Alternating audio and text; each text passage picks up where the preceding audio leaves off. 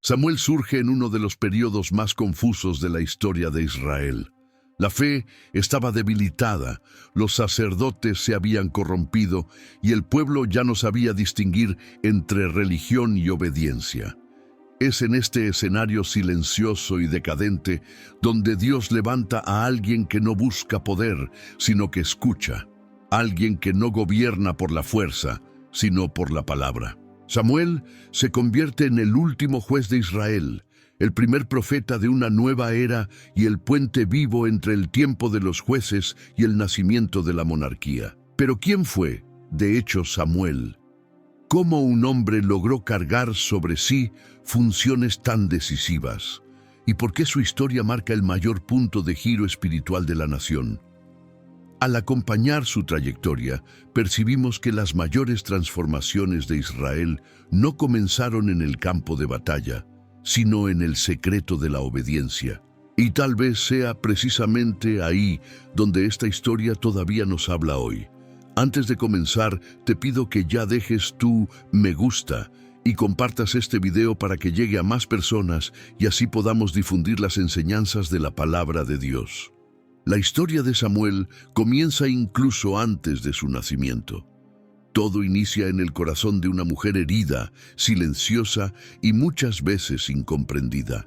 Ana vive en una época en la que no poder tener hijos no era solo una tristeza personal, sino también una vergüenza ante la sociedad. La esterilidad era vista como una señal de rechazo de Dios, fracaso y falta de futuro. Todos los años, Ana subía con su familia a Silo para adorar al Señor. Lo que debería ser un momento de alegría terminaba volviéndose aún más doloroso. Mientras otros celebraban, Ana cargaba un peso profundo en el corazón. El dolor de Ana no estaba solo en el deseo de tener un hijo, sino en la sensación de que algo faltaba en su vida delante de Dios. Aún así, ella no transforma ese sufrimiento en rebelión. En lugar de alejarse del Señor, se acerca todavía más. Ana transforma su dolor en oración. En Silo, donde se encontraba el tabernáculo, ella se aparta de las personas, se pone delante de Dios y derrama su alma. La Biblia describe ese momento de forma intensa. Sus labios se movían, pero ninguna palabra podía ser oída. No era una oración bonita ni ensayada. Era un clamor sincero y profundo que brotaba directamente del corazón. En ese momento, Ana hace un voto que revela su fe y su entrega. Ella no pide un hijo solo para satisfacer un deseo personal. Promete que, si Dios le concedía un hijo, lo dedicaría al Señor por toda su vida. Incluso antes de recibirlo, ya lo entrega. Esto demuestra que su oración no nace de la vanidad, sino de la confianza. Ana cree que Dios puede actuar y acepta que la respuesta pertenece totalmente a Él. Dios escucha la oración de Ana. Tal vez no de la forma inmediata que los ojos humanos esperan, pero sí de manera real y definitiva. El Señor responde y Ana queda embarazada. El nacimiento de Samuel no es tratado como algo común. Él es presentado como resultado directo de la intervención divina. Ana no se olvida del voto que hizo a Dios. Cuando Samuel todavía es pequeño, ella lo lleva al templo. No es una decisión simple ni fácil, es un acto de fe profundo. Ana entrega a Dios aquello que más ama. Samuel pasa a servir al Señor desde niño, bajo el cuidado del sacerdote Elí. Este momento revela algo muy importante. Mientras Israel vive un tiempo de decadencia espiritual, Dios comienza a preparar el futuro de manera silenciosa, lejos de los palacios, lejos de las guerras y lejos de los ojos del pueblo. Samuel crece dentro del templo. Antes de aprender a liderar, aprende a servir. Antes de hablar, aprende a escuchar. Antes de gobernar, aprende a obedecer. Mientras los hijos de Elí tratan las cosas de Dios con desprecio y falta de respeto, Samuel crece en un ambiente sencillo, pero marcado por la presencia del Señor. Su formación no ocurre en medio de elogios o reconocimiento público, sino en la rutina diaria del servicio, en la disciplina y en el temor a Dios. Ana tampoco es olvidada por el Señor. Dios continúa bendiciéndola, mostrando que Él honra a quienes confían en Él. Aún así, el centro de la historia pasa a ser Samuel, porque su vida representa algo mayor que una respuesta personal a una oración. Él se convierte en una señal clara de que Dios no ha abandonado a Israel. Incluso cuando el liderazgo espiritual está corrompido, Dios ya está actuando, levantando a alguien nuevo, todavía invisible a los ojos del pueblo. Mientras Samuel crece sirviendo en el templo, la situación espiritual de Israel se vuelve cada vez más evidente y preocupante. El sacerdote Elí ya es anciano, y sus hijos, que deberían cuidar de las cosas de Dios, comienzan a actuar de manera incorrecta. Desprecian las ofrendas, usan el templo para beneficio propio y no muestran ningún temor al Señor. El pueblo percibe esto, sufre y se escandaliza. El liderazgo espiritual pierde el respeto y la presencia de Dios, que antes se sentía con claridad, parece distante. La Biblia describe este tiempo diciendo que la palabra del Señor se volvió rara en Israel. No porque Dios haya dejado de existir, sino porque casi nadie estaba dispuesto a escucharlo de verdad. Es precisamente en este escenario de decadencia espiritual donde Dios comienza a actuar de manera silenciosa y sorprendente. Mientras el pueblo mira a líderes fallidos, el Señor fija su atención en un niño sencillo que sirve en el templo. Samuel aún no conoce al Señor de forma profunda. Aprende las tareas, cumple con sus responsabilidades y vive la rutina del servicio, pero todavía no ha tenido una experiencia personal con la voz de Dios. Aún así, Dios decide hablarle. Esto revela algo muy importante. Dios no depende de la edad, la posición o la importancia humana para cumplir sus planes. Él busca un corazón dispuesto. Durante la noche, cuando todo está en silencio, Samuel oye a alguien llamar su nombre. Se levanta de inmediato y corre hacia Elí, pensando que el sacerdote lo ha llamado. Elí, cansado y con la vista ya debilitada, le dice que no lo llamó y envía al niño de regreso a dormir. Esto ocurre más de una vez. Samuel no ignora la voz. Siempre responde y se presenta, aún sin entender lo que está sucediendo. Su actitud revela algo esencial: prontitud para servir y sensibilidad para responder cuando es llamado.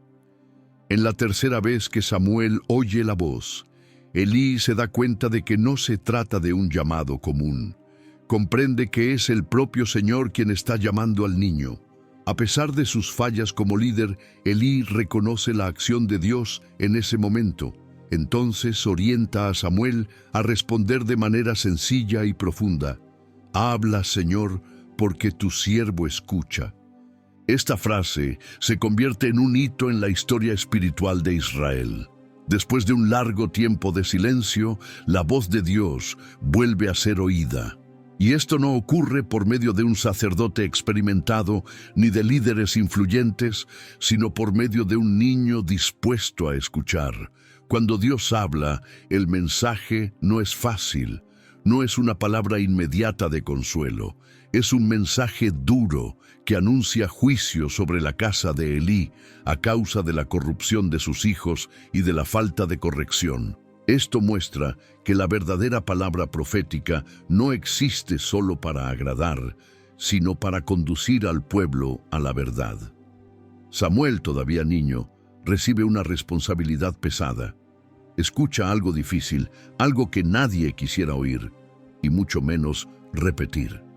A la mañana siguiente, Samuel se levanta con miedo, sabe lo que ha oído y comprende el peso de ese mensaje. Cuando Elí insiste en que le cuente todo lo que Dios dijo, Samuel no oculta nada. Repite exactamente lo que escuchó. No añade ni quita nada, no intenta suavizar el mensaje. Este momento revela el tipo de liderazgo que Dios está formando. Alguien que escucha con atención, obedece sin negociar y dice la verdad, incluso cuando duele. Con el paso del tiempo, Samuel crece delante de todo Israel. Crece no solo en edad, sino también en autoridad espiritual. Aquel niño que escuchó la voz de Dios durante la noche ahora es reconocido por el pueblo como alguien por medio de quien el Señor habla con claridad. La Biblia afirma que Dios estaba con Samuel y que ninguna de sus palabras dejaba de cumplirse. Poco a poco, de norte a sur del país, Israel entiende que Dios ha levantado a un nuevo líder. No un guerrero ni un rey, sino un juez diferente, formado por la escucha atenta y por la obediencia. Samuel no ejerce su liderazgo como los jueces que vinieron antes de él. No aparece solo en momentos de crisis para comandar batallas específicas. Su liderazgo es constante, espiritual y cercano al pueblo. Él comprende que el mayor problema de Israel no son los enemigos externos, sino el corazón dividido del propio pueblo. Por eso, antes de hablar de victoria, Samuel habla de arrepentimiento. Llama al pueblo a mirar su propia vida. En aquel tiempo, Israel vivía oprimido por los filisteos, un enemigo fuerte y persistente. El miedo era grande, y las derrotas recientes aún estaban vivas en la memoria del pueblo. Aún así, Samuel no comienza reuniendo un ejército. Reúne al pueblo y dice algo directo y confrontador. Si ustedes desean volver al Señor con todo el corazón, deben abandonar los dioses extraños. Con esto revela la raíz del problema. Israel quería liberación, pero todavía guardaba ídolos. Quería la ayuda de Dios, pero no estaba dispuesto a entregarse por completo. Esta vez el pueblo escucha. Por primera vez en mucho tiempo, hay una respuesta colectiva al llamado de Dios. Los ídolos son dejados de lado y el corazón del pueblo comienza a alinearse nuevamente con el Señor. Samuel reúne a Israel en Mizpa, un lugar que se convierte en símbolo de confesión, humillación y retorno a Dios. Allí, el pueblo ayuna, confiesa sus pecados y reconoce que se había apartado del Señor. Samuel asume un papel muy importante en ese momento. No se coloca por encima del pueblo, sino a favor de él. Samuel intercede, ora y clama, colocándose entre Dios y la nación. Mientras ofrece un sacrificio al Señor, los filisteos perciben el movimiento del pueblo y deciden atacar. Desde el punto de vista humano, la situación es totalmente desfavorable. Israel está desarmado, en oración y vulnerable. Cualquier estrategia militar diría que ese era el peor momento posible para enfrentar a un enemigo. Pero es justamente ahí donde la historia revela un principio espiritual profundo. La victoria no proviene de la fuerza humana, sino de la restauración de la relación con Dios. Cuando los filisteos avanzan, el Señor responde.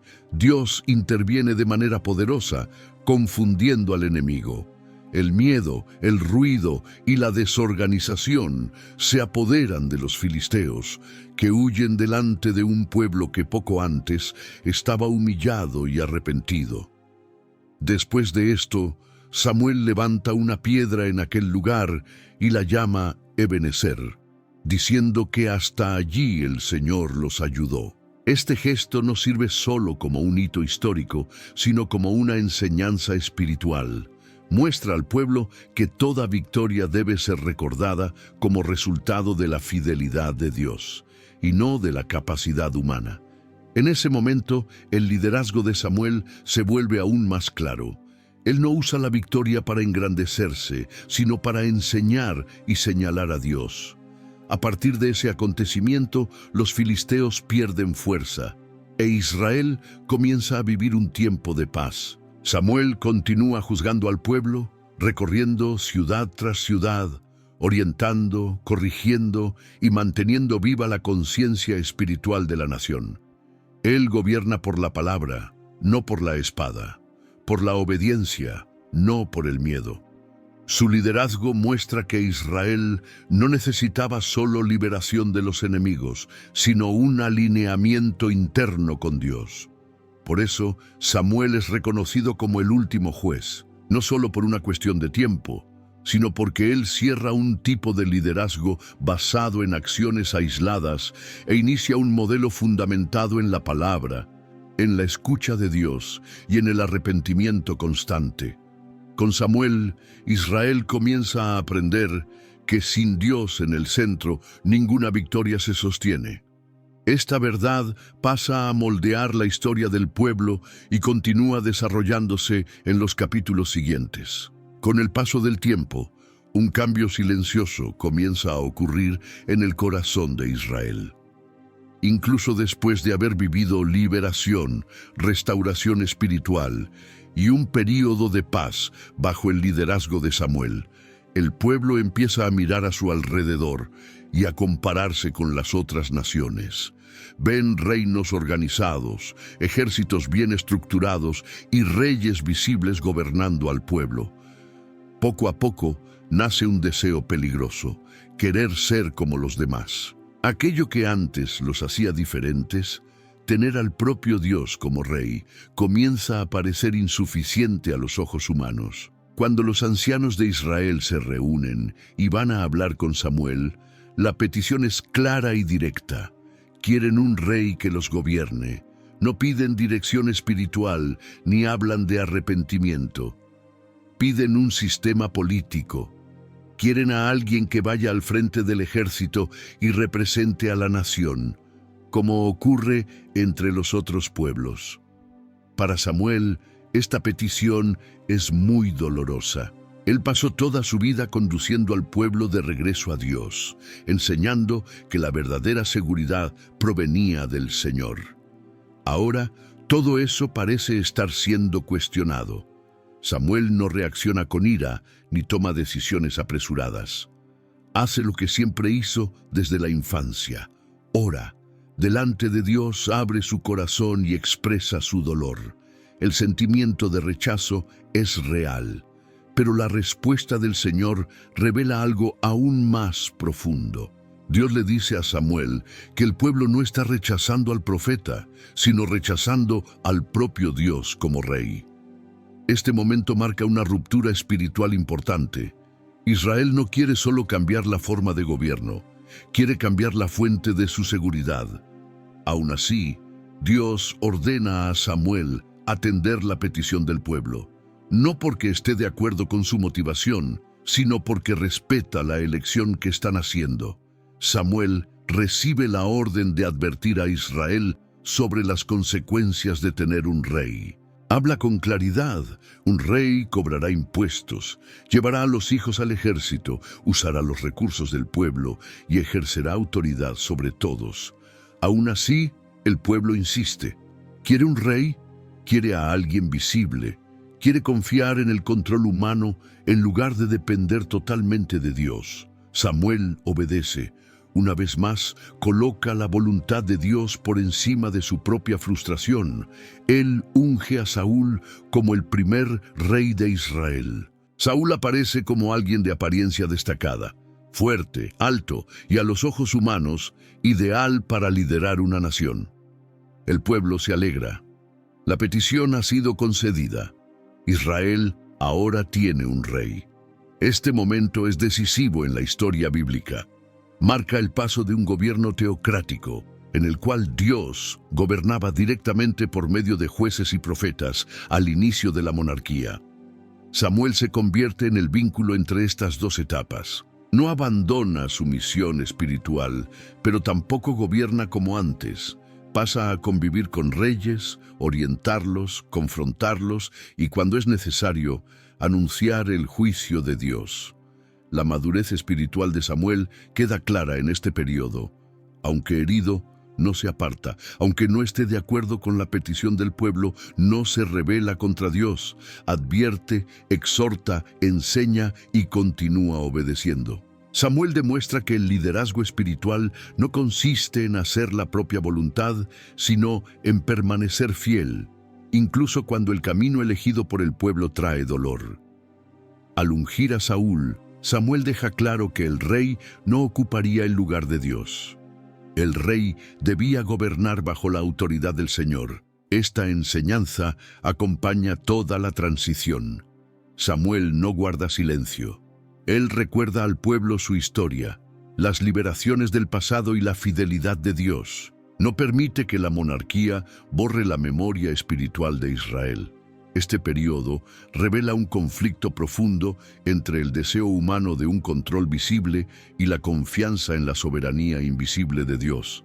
Samuel vive este conflicto de cerca. Siente, sufre, pero no negocia su fidelidad. Su vida pasa a representar ese punto de tensión entre lo que Dios desea y lo que el pueblo elige. Así, Samuel permanece firme como un puente vivo entre dos realidades. Cierra la era de los jueces y acompaña el inicio de la monarquía sin perder su identidad profética. Incluso en medio de la frustración, continúa siendo la voz de Dios. Incluso cuando el pueblo elige un camino diferente, Samuel demuestra que la verdadera obediencia no depende de aplausos, sino de fidelidad. Es en este escenario de transición, tensión y decisiones difíciles que la historia sigue avanzando, preparando acontecimientos aún más profundos para Israel. Cuando Saúl comienza a desobedecer las órdenes del Señor, la tensión que venía formándose llega a su punto decisivo.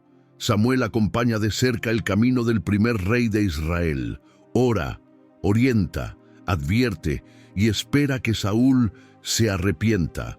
Sin embargo, poco a poco, Saúl revela un corazón dividido, más preocupado por agradar al pueblo que por obedecer plenamente a Dios. En el libro de 1 Samuel, capítulo 15, la desobediencia se hace evidente.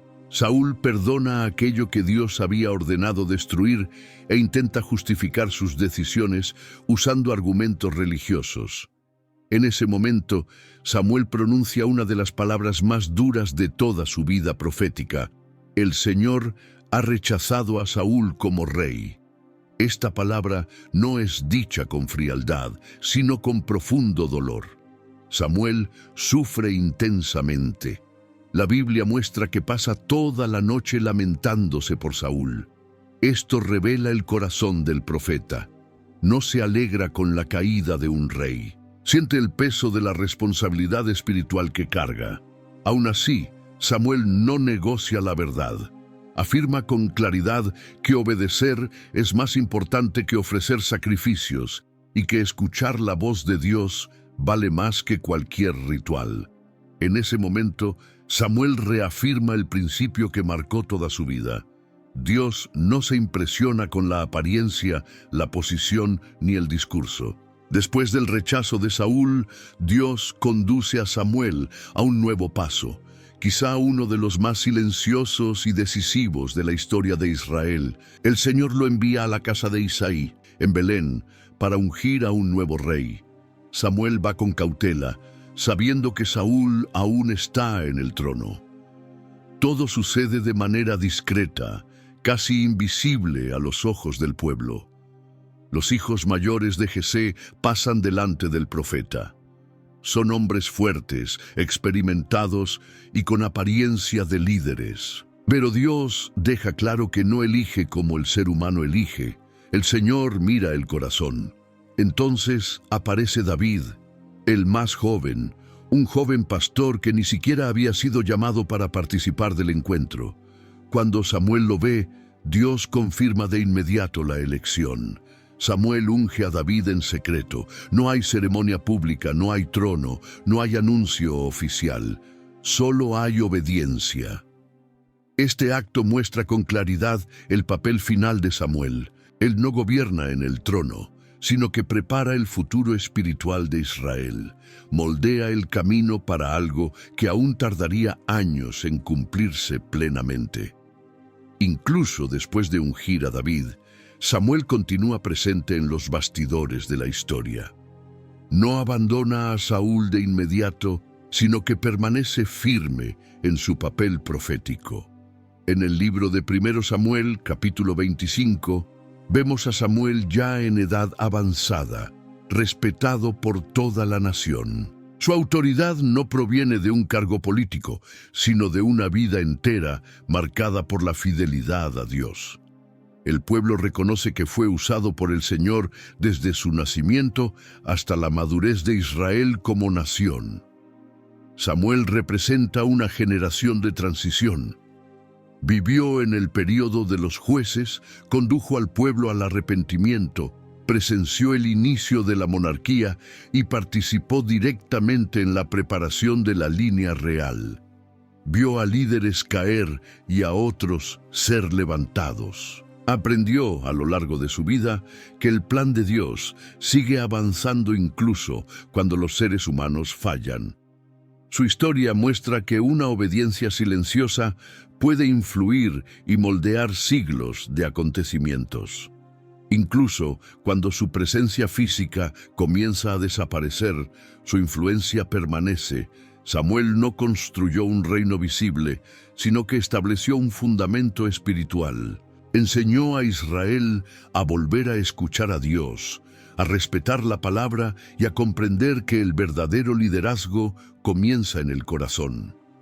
La historia continúa, ahora con reyes, guerras y decisiones difíciles, pero todo lo que Samuel estableció sigue vivo, sosteniendo aquello que aún estaba por venir. El destino final del profeta Samuel, conforme a lo registrado en la Biblia, en el libro de 1 Samuel capítulo 25:1, fue morir por causas naturales, probablemente en la vejez, y ser sepultado con gran honor por el pueblo de Israel.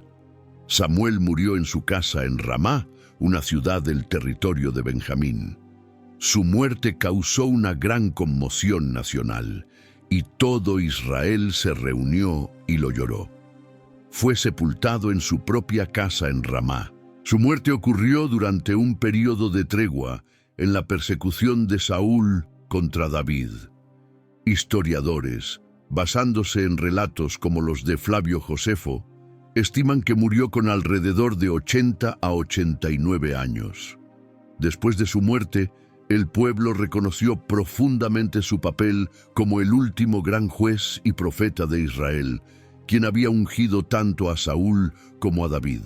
Posteriormente, en el capítulo 28 del libro de 1 Samuel, Saúl, en su desesperación, recurre a una médium para invocar a Samuel de entre los muertos y pedirle consejo. Si te gustó esta enseñanza, te pido que la compartas con más personas y te suscribas al canal para no perder los próximos videos. Escribe en los comentarios si ya conocías la historia del profeta Samuel en la Biblia. Que Dios te bendiga.